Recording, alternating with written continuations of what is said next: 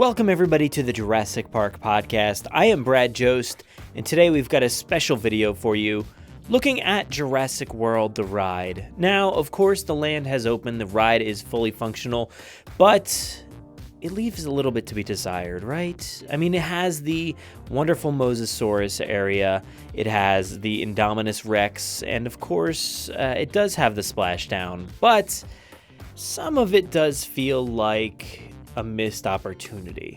So today we're going to look at some of those options as for those missed opportunities and see what they could have done differently in their blue sky concepts. First off, we do want to point out that this information comes from ArtStation, from Keyframe Studio, and they put a little blurb on the page saying, "Here are a small fraction of the work for early development for Jurassic World the ride. The time scale did not allow for much polished work, so a lot of the works are very rough. The goal at this stage was to establish the overall experience of the new ride that echo the current Jurassic World franchise." So basically what we're going to show off here are big blue sky concepts that potentially would never have even made the cut. They just want to submit these ideas just to get the best ideas out there and know that it will get trimmed down eventually. So first off, we have a look at the new area development. Number 1, rebranding of the marquee. 2, shift the colors to Jurassic World. 3, new roof design over existing hut roof. 4, new paint on existing building. 5, updated queue experience.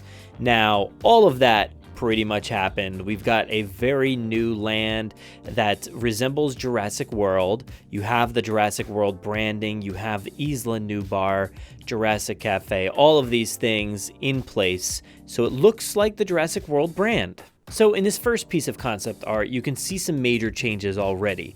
You see the giant fencing along the Jurassic World gate. The gate itself is not that great, to be honest, but the fence itself is something that is truly lacking throughout Jurassic World theme park lands, Jurassic Park as well. You do get some artwork on there as well, so that's a nice touch. Next up, we see some potential queue elements with the Mosasaurus tank being featured in a walkthrough area.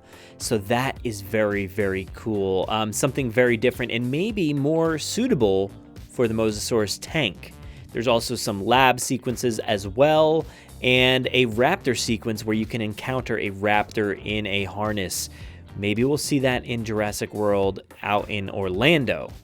Here we can see the entire ride system, and you can see that this was done 4/19/2017, labeled the Extreme Plan Blue Sky.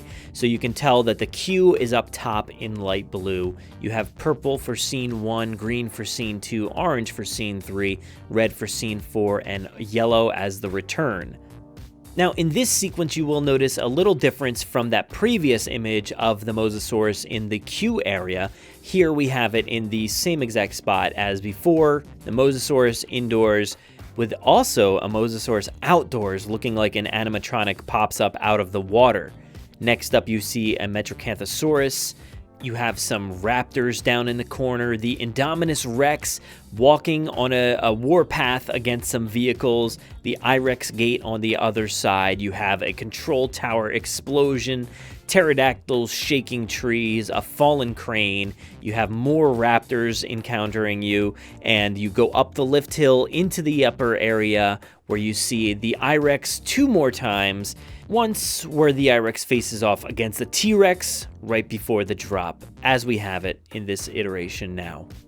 And here we do see the Jurassic World gates as you would enter into the attraction. Not too much has changed here, but you can see beyond that looks a little bit different. Skipping ahead a few scenes, you can see this is where the I-Rex would encounter a few vehicles on your right-hand side and seems to maybe knock some of them over, certainly make some of them steam and smoke. This is a pretty intimidating area, which I'm assuming would be outdoors and in the elements, and that necessarily wouldn't always work out too well. Of course, this would have been incredibly impressive, but out in the elements, like I said, I don't know if this would have been pulled off as well as we'd hope. We do stray away from that concept art a little bit here with a straightforward sequence which seems to be just before the lift hill. You can see some of the layovers that are currently in the attraction, with the potential dead pteranodon that's laying on the ground over there by the tires on the left-hand side of this image. Destruction to be added, which kind of came true in Predator Cove. And you also do see the Rex images on the walls, which lead into T-Rex Kingdom. Here is the same exact sequence with a bit more destruction on those crates. You see pteranodons in motion, maybe they would be animatronics, hopefully. This is kind of something that I would hope to see in Predator Cove, but just didn't come to fruition. This piece here does feature a little bit of carryover into the new attraction. Here is a monitor that says, "Welcome to T-Rex Kingdom." We do currently see a lot of monitors in the attraction, so this is where it came from. Here is another potential concept for that same area. We see CO2 all over the place on the left-hand side, and what seem to be velociraptors spitting out water. I'm not too sure what's going on there. Next up, we do see another raptor stalking its prey in the boat. Kinda seems to be leading up the lift hill, following its prey and potentially cracking the glass. And here we have another velociraptor attacking the prey through the door as you're going up the lift hill. This part is completely reminiscent of what we currently have at the attraction, Tyrannosaurus Rex Kingdom. And here we do have another concept for that same area, Hammond DNA Lab, just before you go up the lift hill. Now, I'm assuming that maybe they could have kept that facility atmosphere and kept it Hammond DNA Lab, but instead they opted for T-Rex Kingdom. We also do see dinosaurs facing off here. We'll get to more of that in a little bit. And here is a very, very cool concept, which I would have loved to have seen in the actual attraction. It seems to be Paddock 9 lifting up. You see the T-Rex legs and feet underneath that gate. That would have been very, very impressive and potentially scary.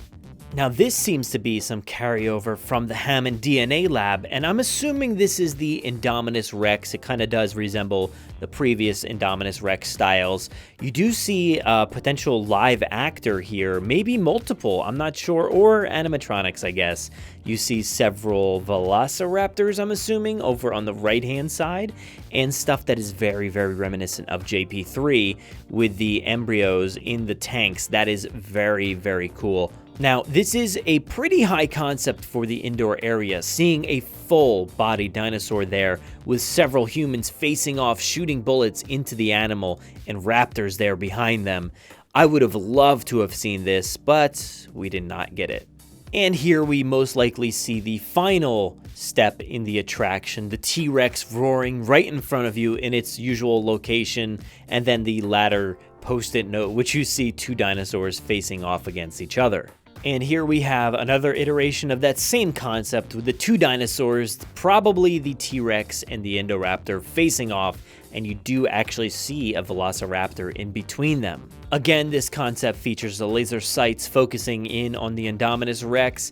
Now, the current iteration has the Indominus on the left-hand side and the T-Rex in the middle. This one would have had it on the right-hand side with the waterfall in between you both. And of course, after the battle, you have the splashdown, this time featuring the boat going the wrong way on the track. I don't know what's going on there. That was obviously a mistake. But there you have it. Those are all of the previous concepts for Jurassic World the Ride that we have to offer today. Would you have liked to have seen some of those offerings? The Indominus Rex full-bodied facing off against vehicles and humans and velociraptors. Is that something that would have been more appetizing than what we have here today? What about the walk-through Mosasaurus area? Or the park gates? Do you like these concepts more or less? Please let me know in the comments below. I'd love to hear from you guys. Make sure to go to JurassicParkPodcast.com to find all of our information. Head to Twitter at Jurassic Park Pod. Give us a follow. Also over on Instagram and Facebook, just search for the Jurassic Park Podcast.